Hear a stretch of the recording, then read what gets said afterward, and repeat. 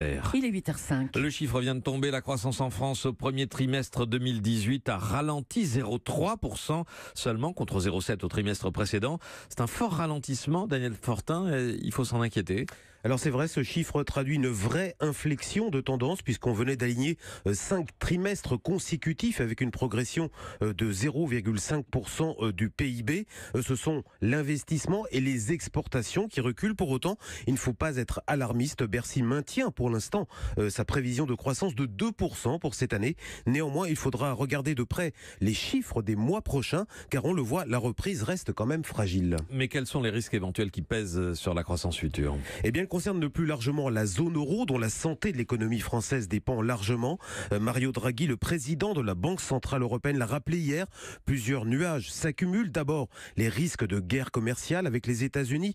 Donald Trump pourrait confirmer la semaine prochaine les taxes douanières qu'il menace d'imposer sur l'acier et l'aluminium. D'autre part, l'inflation qui reste faible en Europe. Les prix n'y ont augmenté que de 1,3% en mars dernier, ce qui pèse sur les recettes des producteurs. Et puis, en France, les tensions sur le recrutement dans certains métiers handicapent la reprise, sans parler enfin de l'impact des grèves à la SNCF ou à Air France. Si elles durent, elles pourraient aussi peser sur l'activité. Daniel Fortin des Échos, merci.